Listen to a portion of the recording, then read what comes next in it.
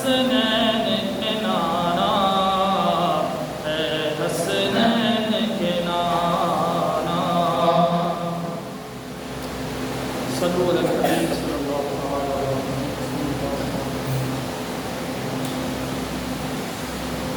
السلام علیکم یا سیدی یا رسول اللہ وعلى آلك وأصحابك يا رحمة للعالمين.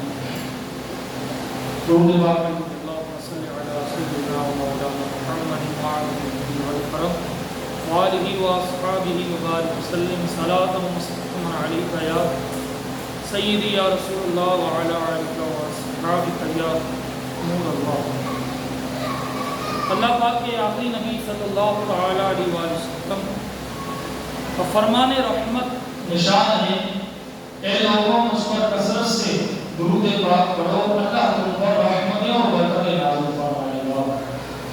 صلو علی النبی صلی اللہ تعالی علی محمد صلی اللہ تعالی علیہ وسلم۔ سلام علیک یا سیدی یا رسول اللہ وعلی آلک واصحابک یا نور اللہ۔ سفر المظفر اسلامی سال کا دوسرا مہینہ ہے۔ اسلامی سال کے 12 مہینوں کے اکثر مہینوں میں سے جو مہینے ہیں ان کے فضائل قرآن مجید فرقان حمید میں بیان ہوئے ہیں۔ کسی کے کم فضائل بیان ہوئے ہیں اور کسی کے زیادہ۔ نبی کریم علیہ السلام کی زبان مبارک سے بیان ہونے والی فضیلتوں کو حاصل کرنے کے لیے مسنون اعمال کرنا ایک مسلمان کی شان اور اطاعت رسول کا حقیقی مفہوم ہے۔ ایک مسلمان کا یہ پختہ یقین ہے کہ دنیا جہاں کا کوئی عمل نبی کریم علیہ السلام کے بتائے ہوئے عمل اور کام سے زیادہ افضل ہو ہی نہیں سکتا، اور اس کا تعلق اسلامی مہینوں سے ہو یا پھر کسی دوسرے دنوں سے۔ پھر یہ کہ پیارے حبیب علیہ السلام اس دنیا سے جاتے ہوئے کتاب اور سنت پر مشتمل جتنا دین ہمیں دے گئے، صرف اتنے ہی دین پر عمل کرنے سے آدمی اگر چاہے تو جنت کا حقدار بن سکتا ہے، بلکہ قیامت کے روز حوض کوثر سے میٹھا جام پینے کے لیے نبی پاک علیہ السلام کی شفاعت اور جنت میں اعلیٰ مراتب کے حصول کے لیے بھی صرف اتنے ہی دین پر عمل کر لینا کافی ہے۔ اور یہ بات مسلمان کو یاد رکھنی چاہیے کہ عقل و خرد کی تمام قوتیں دین کے تابع ہیں، دین عقل کے تابع نہیں۔ یعنی بعض اوقات انسان کے سامنے کچھ ایسے دینی مسائل آتے ہیں، مسلمان کے سامنے یا مسلمان کو کچھ ایسے دینی کاموں سے واسطہ پڑتا ہے، تو اس وقت عقل تو یہ کہتی ہے کہ تمہیں یہ کام نہیں کرنا، اگر کرو گے تو تمہیں نقصان ہو جائے گا، لیکن شریعت کا حکم یہ کہتا ہے کہ کچھ بھی ہو جائے تمہیں یہ کام کرنا ہی ہے۔ تو جب ایسا معاملہ ہو کہ دین اور عقل کو چننا پڑے، تو ایک مسلمان کا عمل یہ ہونا چاہیے کہ اللہ اور اس کے رسول کے بتائے ہوئے فرمان دین متین کو چنے اور اپنی عقل کے گھوڑے زیادہ نہ ہو۔ بہرحال دین جو ہے یہ عقل کے تابع نہیں ہے۔ اللہ اکبر۔ اور اگر کوئی بندہ کہتا بھی ہے کہ میں ان اصولوں کو نہیں مانتا یا یہ میری سمجھ میں نہیں آتے، تو پھر اس مسلمان کو اپنی عقل کا علاج کرانا چاہیے، اپنی سمجھ کا علاج کرانا چاہیے۔ اور ویسے بھی کہتے ہیں کہ ساری چیزوں کا علاج ڈاکٹروں کے پاس ہے، ایک وہم ایسی چیز ہے جس کا علاج نہیں ہے۔ بندے کو اگر وہم آ جائے نا تو اس وہم کا علاج بڑے سے بڑے پکڑ کا باز بھی نہیں ہے۔ تو عام چیزوں کے اندر بھی اگر بندہ وہم کرے، اگر وہ اس کے لیے جائز بھی ہو، جیسے مثال کے طور پر کھانا، اب کھانا یہ انسان کی قوت کے لیے اللہ تعالیٰ نے پیدا فرمایا ہے، انسان کی ضرورت کے لیے پیدا فرمایا ہے۔ اسی کھانے کو کھا کر اس سے تقویت حاصل کر کے بندہ جو ہے اللہ کی عبادت کرتا ہے۔ اب اگر کوئی یہ کہے یا اس کھانے کے اندر فلاں نقص ہے، اگر وہ نقص نہ ہو، بالفرض نقص نہ ہو، لیکن اس کے ذہن میں، اس کے ذہن میں یہ بات آ گئی کہ یار یہ میں کھانا کھاؤں گا تو مجھے نقصان ہوگا، تو پھر کہتے ہیں کہ واقعی اس کو نقصان ہوگا اگر وہ کھائے گا، اس نیت سے کہ اس میں نقصان ہے۔ نقصان وہ کھانا نہیں دے گا، نقصان وہ چیز نہیں دے گی، بلکہ نقصان اس کی اپنی عقل، اس کا وہم دے گا۔ تو ہر چیز کا علاج ہے، لیکن وہم کا یہ علاج نہیں ہے۔ تو بہت سارے لوگ دینی مسائل کے اندر بھی وہم کا شکار ہوتے ہیں اور اپنی عقل کے گھوڑے جو ہے وہ دوڑاتے ہیں۔ میرے پیارے اور محترم اسلامی بھائیوں، یہ یاد رہے کہ پیارے مصطفیٰ کریم علیہ السلام نے دین کے جو اصول بیان فرمائے ہیں، اگر کوئی کافر بھی اس دینی اصولوں پر عمل کرے، اگر وہ مسلمان نہیں ہے اور وہ کافر بھی اگر عمل کرے تو دنیا میں اس کو فائدہ ضرور ہوگا۔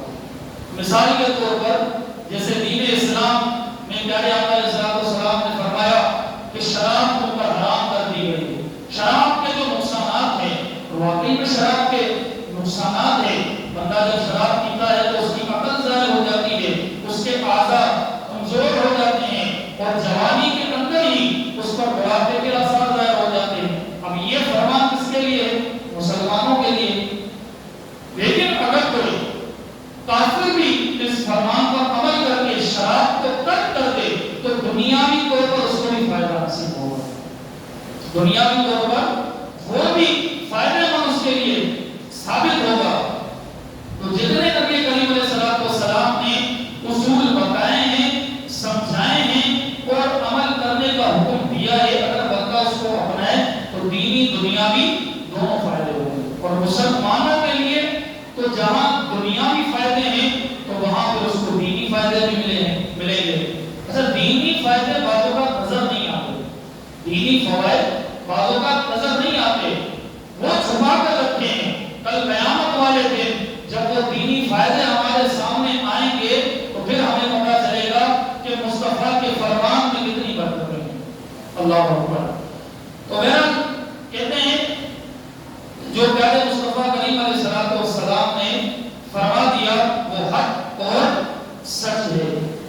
ماہ سفر المظفر کے مہینے کے حوالے سے اکثر لوگ غلط فہمیوں کا شکار رہتے ہیں، غلط عقائد ان کے اندر جنم لے چکے ہیں، غلط باتیں یہ مشہور ہو چکی ہے اور غلط طریقے یہ رواج ہو چکے ہیں۔ کئی مسلمانوں کے منہ سے یہ بات سننے میں آتی ہے کہ بھائی سفر کے مہینے میں سفر نہیں کرنا، ٹرانسپورٹ آپ کو نہیں اپنانا۔ تو میں آپ کو یہ کہتا ہوں کہ اگر بالفرض آج یا کل میں، ابھی سفر کا مہینہ جاری ہے، اگر آج یا کل میں آپ کا پاسپورٹ، آپ کا ویزا لگ جائے حج اور عمرے کا، تو کیا اس وقت بھی آپ یہ بات کریں گے؟ یا اس وقت بھی کوئی مسلمان یہ کہے گا کہ نہیں بھائی عمرے پہ نہیں جانا اور مدینے نہیں جانا، مکے نہیں جانا؟ کیوں نہیں جانا بھائی؟ کیونکہ سفر کا مہینہ، اس میں سفر نہیں کر سکتے، اگر سفر کریں گے تو وہ نقصان دہ ہوگا۔ اللہ اکبر۔ تو کوئی سفر اسی دن کے اندر کرنا یہ منحوس اور غلط نہیں ہو سکتا۔ تو جس طرح یہ جو سفر ہے مبارک سفر، اگر سفر کے مہینے میں ہی آپ کو بتا دیا جائے تو میں سمجھتا ہوں کہ ہر مسلمان کی یہ خواہش ہوگی کہ میں سفر کے مہینے میں ہی یہ مدینے کا مسافر بن جاؤں۔ اس سے بھی کیا کوئی مبارک سفر ہوگا؟ اس سے بھی کیا کوئی بڑا سفر ہوگا؟ تو جب یہ سفر منع نہیں ہے، اگر بالفرض سفر کے مہینے میں سفر کرنا منع ہوگا تو سب سے پہلا سفر یہی ہوگا کہ بھائی مکے مدینے تمہیں نہیں جانا، اگر نقصان ہوگا۔ لیکن پیارے آقا علیہ السلام سے کوئی ایسی بات ثابت نہیں، کوئی ایسی بات یا کوئی ایسا عمل عمل ثابت نہیں کہ آپ نے مطلب یہ کہا ہو کہ بھئی سفر کے مہینے میں یہ سفر نہ کیا جائے۔ دیکھیں علم کا شہر جس کو کہتے ہیں مولا علی شیر خدا کرم اللہ تعالی وجہ الکریم، علم کا شہر، باب العلم، علم کا شہر آپ کو فرمایا گیا۔ ایک موقع پر آپ جنگ کے لیے جا رہے تھے اپنے ساتھیوں کے ساتھ، تو کسی نے کہہ دیا ہوگا کہ حضرت یہ سفر کا مہینہ ہے، اس میں آپ مت جائیں اور مطلب آپ کو نقصان ہوگا، آپ جنگ میں فتح یابی حاصل نہیں کر سکیں گے۔ اللہ اکبر، کہا میں تمہاری بات پر یقین کروں یا مصطفیٰ کی بات پر یقین کروں؟ کہا میں تمہاری بات مانوں یا میرے آقا کی بات مانوں؟ کہ میرے آقا نے فرمایا لا سفر، سفر کچھ نہیں، مطلب کیا؟ سفر منوس نہیں ہے، سفر کے اندر سفر کرنا یہ منوس نہیں ہے، سفر کے اندر شادی کرنا یہ منوس نہیں ہے، سفر کے اندر نیا گھر لینا منوس نہیں ہے، سفر کے اندر اپنی بچی کی منگنی کے معاملات ادا کرنا یہ منوس نہیں ہے۔ اللہ اکبر، کہا کہ میں تمہاری بات مانوں یا میرے آقا کی بات؟ پھر آپ نے ان کو بتایا کہ اب تو میں ضرور جاؤں گا، اب تو میں ضرور جاؤں گا۔ اور کیا ہوا؟ مولا علی جاتے ہیں اور فتح یاب ہو کر آتے ہیں، یعنی جیت کر آتے ہیں جنگ کو۔ پھر بتاتے ہیں کہ دیکھو اگر سفر منوس ہوتا تو پھر میں جنگ تو نہیں جیتتا، اگر سفر کے اندر کچھ ہوتا نوست ہوتی تو میں جنگ یہ نہیں جیتتا۔ اللہ اکبر، تو اس طرح کی بہت ساری باتیں جو ہیں ہماری خواتین کے اندر بھی اور عام لوگوں کے اندر جو دیندار نہیں ہیں، جو دین سے دور ہیں، یا جو رسمی طور پر ان کے سامنے باتیں پہنچائی گئی۔ اچھا کوئی بھی بات ہم جو عمل کرتے ہیں نا، مثال کے طور پر جیسے سفر کے مہینے میں کسی نے یہ کہہ دیا بھائی جیسے شادی کرنا جائز نہیں ہے، حرام ہے یا نقصان ہوگا، آپ اس سے اتنا پوچھے گا کہ بھائی یہ بات آپ کو کہاں سے پتا چلی، یہ بات جو آپ کہہ رہے ہیں یہ کہاں سے پتا چلی؟ اب وہ یہ جواب دے گا مجھے میرے ابا نے بتائی تھی۔ اچھا بھائی آپ کے ابا کو کس نے بتائی تھی؟ تو وہ کہے گا کہ میرے ابا نے بتائی تھی، میرے دادا نے بتائی تھی۔ تو بھئی آپ کے دادا کو علم نہیں ہوگا، آپ کے ابا کو علم نہیں ہوگا، ضروری تھوڑی ہے کہ جو آپ کے باپ نے آپ کو بتایا ہو یا جو آپ کے دادا نے بتایا ہو پتھر پر لکیر ہے۔ پتھر پر لکیر تو مصطفیٰ کی زبان سے نکلے ہوئے کلمات ہیں، انہوں نے جو فرما دیا وہ بات حق ہے، وہ بات سچ ہے۔ اس کے علاوہ اگر کسی نے کوئی لا علمی میں بات کہہ دی تو اس کی بات نہیں مانی جائے گی۔ بات یہی ہوتی ہے کہ آپ کسی سے پوچھتے ہیں بھئی آپ کو یہ بات کہاں پتہ چلی، تو وہ یہ نہیں کہتا کہ کسی مولانا سے۔ ہاں ماشاءاللہ، کتنے لوگ ایسے ان کی شادی یہ سفر میں ہوتی ہے تو اللہ ان کو برکتیں عطا فرماتا ہے۔ اللہ اکبر، بلکہ حضرت علی رضی اللہ تعالیٰ عنہ اور حضرت فاطمہ الزہرا رضی اللہ تعالیٰ عنہ کی شادی جو ہے یہ سفر المظفر کے مہینے میں عطا ہوئی ہے۔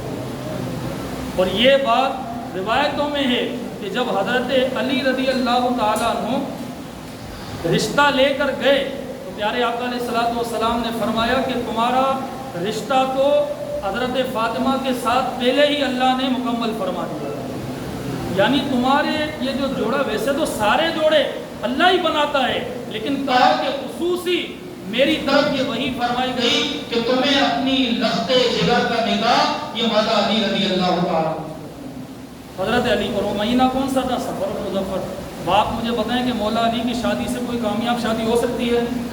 اگر دل پر نقصان ہونا ہوتا تو سب سے پہلے ان کو نقصان پہنچتا۔ اچھا پھر ایک اور بات بھی مشہور ہے کہ بھائی سفر کے مہینے میں اگر شادی کر لی تو چلے گی نہیں، یا اگر سفر کے مہینے میں شادی کی تو جو بچے پیدا ہوں گے وہ معصوم پیدا ہوں گے یا بچے نافرمان پیدا ہوں گے۔ آپ مجھے بتائیں کہ امام حسن اور امام حسین سے بھی کوئی فرما بردار بیٹے ہوں گے؟